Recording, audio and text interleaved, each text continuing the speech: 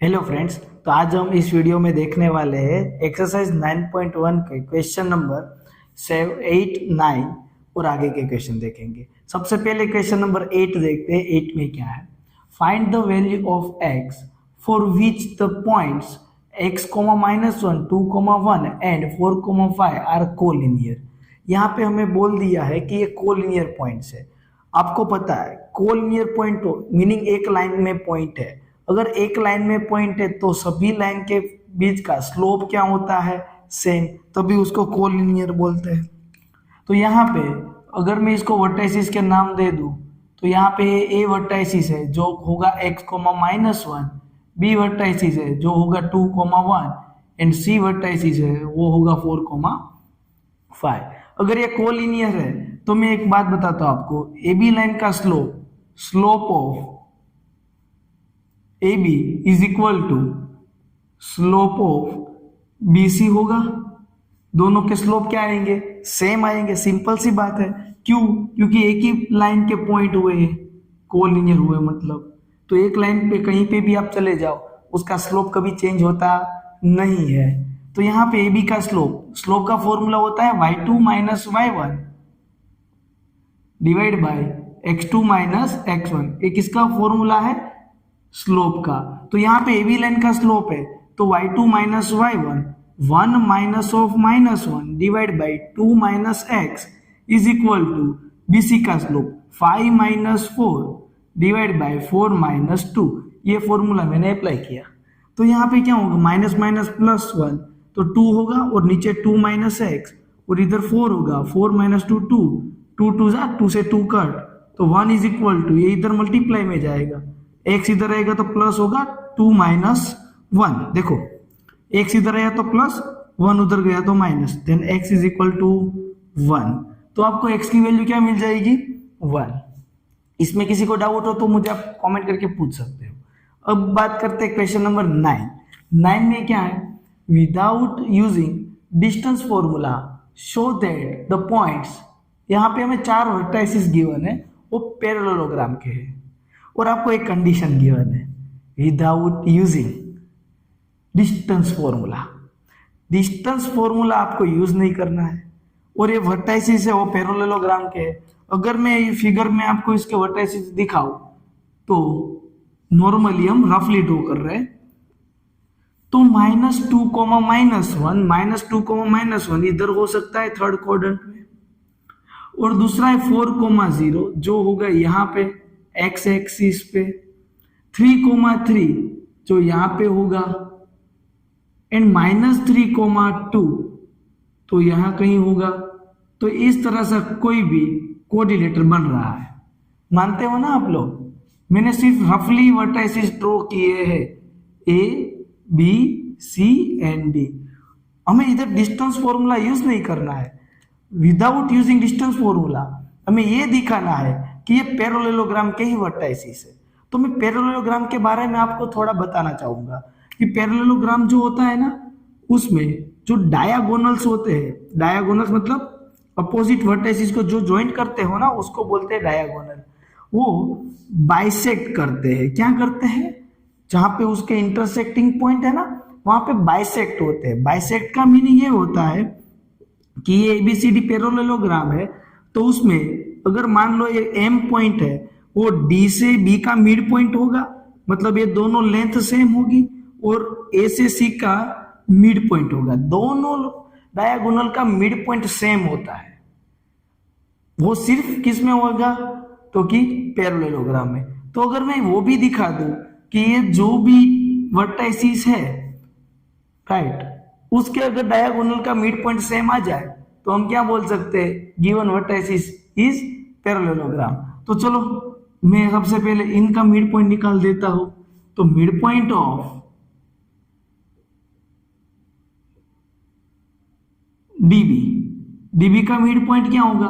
दोनों का x coordinate का एडिशन डिवाइड बाय 2। फॉर्मूला तो पता है ना मिड पॉइंट का। दोनों के वाई कोऑर्डिनेट का एडिशन डिवाइड बाय 2। तो ये कितना होता है? 1/2 और कितना होता है? 1। तो मुझे मिड पॉइंट क्या मिला? 1/2, 1। सिमिलरली मैं ए बी का ए सी का भी मिड पॉइंट निकाल देता हूं, देन मिड पॉइंट ऑफ ए सी, तो क्या होगा -2 + 3/2 कोमा -1 + 3/2, ये कितना होता है 1/2 और ये होता है 2/2 1, दोनों के मिड पॉइंट सेम मिले। इट मीन्स कि ये गिवन वर्टाइसिस इज पैरेललोग्राम। जो गिवन कोऑर्डिनेटर है वो कौन सा होगा, पैरेललोग्राम होगा। इसमें मैंने डिस्टेंस फॉर्मूला का यूज नहीं किया है, राइट। अगर आप स्लोप वाला भी कर सकते हो, इन दोनों का स्लोप निकालो, इन दोनों का स्लोप, पैरेलल लाइन का स्लोप सेम होता है, अपोजिट साइड का स्लोप कैसे आएगा, सेम, तो उससे भी आप बोल सकते हो ये क्या है, पैरेललोग्राम है। तो आपको सिर्फ डिस्टेंस फॉर्मूला यूज करना नहीं है, बाकी कोई भी कॉन्सेप्ट यूज कर सकते हो। अगर ये अच्छा लगा हो तो मुझे कमेंट करके बताना। अब हम नेक्स्ट क्वेश्चन देखते हैं। अब नेक्स्ट क्वेश्चन देखते हैं 10। Find the angle between the x axis and the line joining the points 3, -1 and 4, -2। आपको क्या फाइंड करना है, angle between x axis and एक लाइन है जो इसको ज्वाइन कर रही है, उसके बीच का एंगल फाइंड करना है। मतलब कि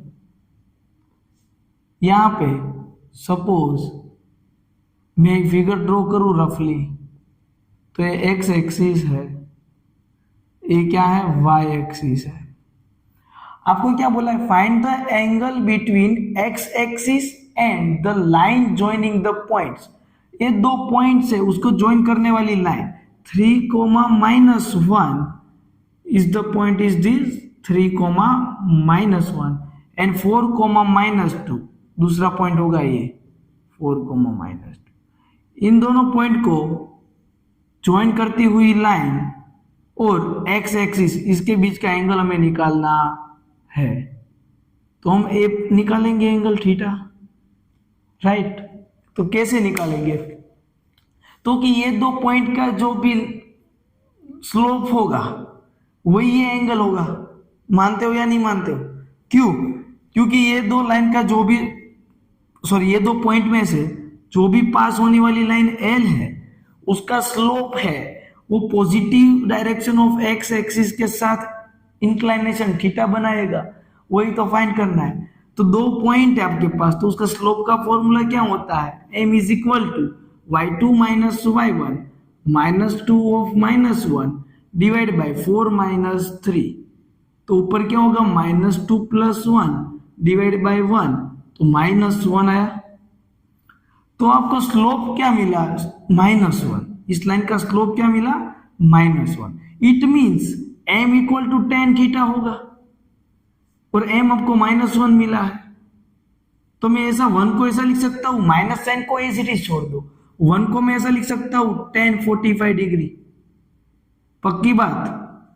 अब क्या, अब देखो ये माइनस साइन को गायब कर रहा हूं, किस तरह से, tan 180 - 45 equal to tan theta, मैंने ऐसा लिख दिया। मतलब 180 - 45 कौन सा क्वाड्रेंट हुआ, सेकंड क्वाड्रेंट। सेकंड में tan कैसा है, नेगेटिव, तो आंसर हमारा नेगेटिव आएगा। 180 एंगल की वजह से tan का tan ही रहेगा, तो -tan 45 हुआ। तो मैं इसको इस तरह से भी लिख सकता हूं, इसका रिवर्स प्रोसेस ये है, तो ये फॉर्म में भी हम लिख सकते हैं ना। यस, tan फंक्शन सेम है, बीच में इक्वल है, तो दोनों के एंगल भी क्या होंगे, इक्वल। तो 135 इक्वल टू थीटा। तो दोनों लाइन के बीच का एंगल क्या बनेगा, एक्स एक्सिस के साथ 135। दूसरा एंगल क्या बन सकता है, अगर हम इन दोनों की बात करें तो 45। क्यों, टोटल 180 होता है, अगर ये 135 है तो बचा हुआ 180 - 135 45 होगा। अब नेक्स्ट क्वेश्चन जो इंपॉर्टेंट क्वेश्चन है उसकी बात करते हैं। The slope of a line is double of the slope of another line if the tangent of the angle between them is 1/3 find the slope of the line। मतलब कि अगर मैं उसकी फिगर ड्रॉ करूं तो फिगर किस तरह से होगी, तो कि रफली फिगर ड्रॉ कर रहा हूं, एक L1 लाइन होगी और दूसरी L2 लाइन है। इसके स्लोप को मैं M1 बोलता हूं और इसके स्लोप को हम M2 बोलते हैं। तो इस बोला है the slope of a line is double, slope of a line is double. मान लो कि इसका स्लोप M1 जो है वो M है, तो M2 स्लोप क्या होगा, 2M हो जाएगा। क्या हो जाएगा, 2M of the other line. The tangent of the line angle between them, तो इधर जो एंगल बन रहा है वो टेंजेंट आपको कितना दिया हुआ है, 1/3। मतलब कि अल्फा एंगल बन रहा है तो आपको tan अल्फा कितना गिवन है, 1/3 गिवन है। Find the slope of other line, मतलब कि ये m स्लोप है, इसका डबल है, तो हमें स्लोप फाइंड करना है दोनों लाइन का। अगर दो लाइन है उसके बीच में एंगल है वो गिवन है, तो फॉर्मूला तो सिंपल सा ही है। क्या है फॉर्मूला, तो कि फॉर्मूला है tan alpha is equal to m2 minus m1 divide by 1 plus m1 m2, और आपको इंक्लाइनेशन 1/3 गिवन है। tan अल्फा कितना गिवन है, 1/3, और m2 कितना है, तो कि 2 है, m1 कितना है, m divide 1 plus 2 into m, ऐसा होगा, राइट। अभी ये है 1/3, 2m में से m जाएगा तो बचेगा m divide by 1 plus 2m square. अब मेन बात जो है वो बच्चे यहाँ पे गलती करते हैं, जब इधर मॉड्यूलस है तो मॉड्यूलस को जब आप रिमूव कर रहे हो तो एक बात आप याद रखो, सामने आंसर प्लस और माइनस आएगा। क्या आएगा, प्लस और माइनस।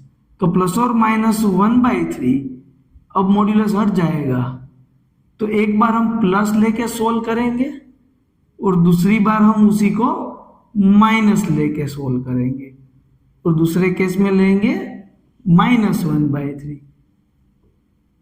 आया समझ में, सिंपल सा ही है, अब सोल्व करना कोई बड़ी बात नहीं है। अब ये इधर मल्टीप्लाई में जाएगा तो 1 plus 2m square equal to 3m, ऐसा होगा। अब ये टर्म को इधर लाओ दो, तो 2m square minus 3m plus 1 equal to 0। अब क्या, तो कि प्रोडक्ट 2 होना चाहिए, एडिशन 3, तो 2 1 ही होगा। स्प्लिटिंग द मिडल टर्म, मैंने -3m को दो टर्म में स्प्लिट किया है। अब इधर से क्या कॉमन निकलता है, 2m, तो क्या रहेगा m-1, इधर से -1 कॉमन निकाल दो तो m-1। अब m-1 दोनों ब्रैकेट में है, वो कॉमन निकाला तो 2m-1 रहेगा।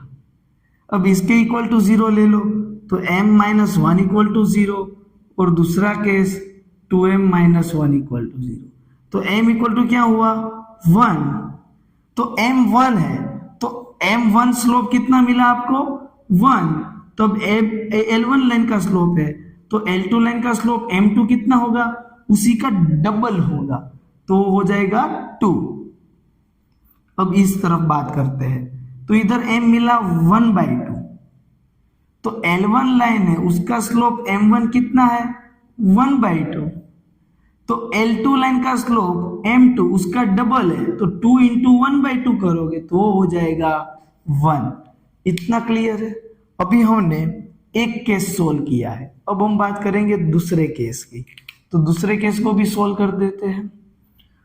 तो दूसरे केस में क्या है, तो कि ये 1 प्लस 2m स्क्वायर है, वो -1 के साथ मल्टीप्लाई में जाएगा, तो -1 माइनस 2m स्क्वायर, और 3 इधर मल्टीप्लाई में जाएगा तो 3m आएगा। अब सारे टर्म को उस तरफ भेज दो, तो 0 is equal to 2m square plus 3m plus 1, तो मैं 0 को पीछे लिखता हूं। अब सेम प्रोसेस, 2 1 2 ही होगा, मिडल टर्म को स्प्लिट करोगे तो, है ना। तो इसमें से क्या कॉमन निकलता है, 2m, तो m प्लस 1 बचेगा, इधर से 1 कॉमन निकाला तो भी m प्लस 1 रहेगा। अब आप ध्यान से देखो, m प्लस 1 दोनों ब्रैकेट में है तो उसको कॉमन निकाल लेते हैं, तो 2m प्लस 1 रहेगा, तो m इक्वल टू -1 आया। तो L1 लाइन का स्लोप m1 कितना है, -1, क्यों, m1 m है। तो L2 क्या होगा, उसी का डबल। L2 लाइन का स्लोप M2 है जो उसका डबल है, तो होगा -2। इधर बात करते हैं M की, तो M कितना होगा, -1/2। तो L1 लाइन है उसका स्लोप M1 है तो -1/2। L2 लाइन है तो उसका स्लोप डबल होगा तो होगा -1। तो ये 4 आंसर पॉसिबल हुए हैं अलग अलग केस में।